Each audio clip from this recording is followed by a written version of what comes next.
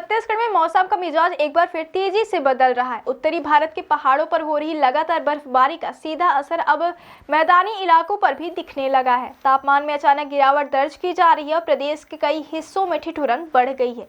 खासकर उत्तरी और मध्य छत्तीसगढ़ में शीतलहर जैसी परिस्थितियां बनी हुई है। मौसम विभाग की ताजा रिपोर्ट के मुताबिक आने वाले 3 दिनों तक उत्तरी छत्तीसगढ़ के कई हिस्सों और मध्य छत्तीसगढ़ के कुछ स्थानों पर शीतलहर चलने की पूरी संभावना है। इससे सुबह और रात के समय ठंड का प्रकोप और अधिक बढ़ सकता है। हालांकि विभाग ने यह भी साफ किया कि अगले 3 दिनों तक न्यूनतम तापमान में किसी बड़े बदलाव की उम्मीद नहीं है। गुरुवार को राजधानी रायपुर में आसमान साफ रहने का अनुमान जताया गया है। मौसम शुष्क रहेगा और बादल छाए रहने जैसी परिस्थितियां नहीं बनेंगी।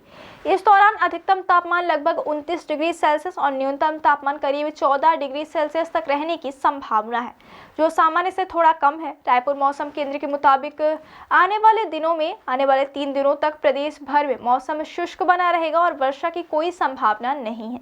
पूर्वी हवा की तीव्रता और उत्तर से आने वाली सर्द हवाएं तापमान को स्थिर रखते हुए ठंडक बनाए रखेंगी। विभाग ने साफ कर दिया है कि वर्तमान परिस्थिति में इस बारिश का कोई अलर्ट जारी नहीं किया गया, इसलिए मौसम पूरी तरह साफ और सर्द बना रहेगा। उत्तरी छत्तीसगढ़ के कई जिलों में तीव्र शीतलहर की चेतावनी जारी की गई है। मौसम विशेषज्ञों के मुताबिक पहाड़ी इलाकों से आने वाली बर्फीली हवाएं इस क्षेत्र के ठंड बढ़ाने में प्रमुख भूमिका निभा रही हैं। 14 और 15 नवंबर को भी शीतलहर की स्थिति बनी रहने का अनुमान था। इस अवधि के दौरान गोरेला, पेंड्रा, मरवाही, मनेन्द्रगढ़, चिरमिरी, भरतपुर, कोरिया, सूरजपुर, बलरामपुर और सरगुजा जिलों के कुछ हिस्सों में तीव्र शीतलहर चल सकती है। इन इलाकों में सुबह के समय पाला गिरने और रात के ठंड में उल्लेखनीय वृद्धि के पूरे संकेत। वहीं जशपुर, कबीरधाम, मुंगेली, खैरागढ़, छुई खदान, राजनांदगांव, दुर्ग, रायपुर और कोरबा जिलों में ठंडी हवा का असर जारी रहेगा, जहां शीतलहर की तीव्रता भले ही कम हो लेकिन तापमान में गिरावट महसूस की जाएगी। मौसम विभाग ने नागरिकों को सुबह शाम पर्याप्त सतर्क रहने और गर्म कपड़ों का उपयोग बढ़ाने की सलाह दी है। दूसरी ओर प्रदेश में मानसून सीजन की वर्षा के आंकड़े भी जारी कर दिए गए हैं। 1 जून से 15 अक्टूबर तक के आंकड़ों के मुताबिक छत्तीसगढ़ में इस अवधि में कुल 1213.8 मिलीमीटर औसत वर्षा रिकॉर्ड की गई। यह आंकड़ा राज्य की सामान्य वर्षा सीमा के करीब है और कई जिलों में औसत से अधिक बारिश दर्ज की गई। राजस्व एवं आपदा प्रबंधन विभाग द्वारा संचालित राज्य स्तरीय बाढ़ नियंत्रण कक्ष से प्राप्त जानकारी बताती है कि बीजापुर जिले में सबसे अधिक 1659.7 मिलीमीटर वर्षा दर्ज की गई, जो इस वर्ष सबसे अधिक वर्षा वाला जिला रहा। दूसरी ओर बेमेतरा जिले में सबसे कम 554.0 मिलीमीटर वर्षा दर्ज की गई, जो सामान्य से काफी कम है।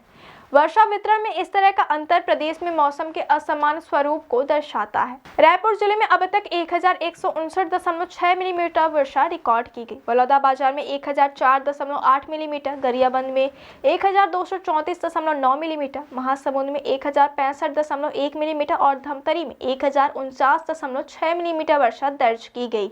इन जिलों में वर्षा सामान्य से लगभग समान या थोड़ी कम भी रही।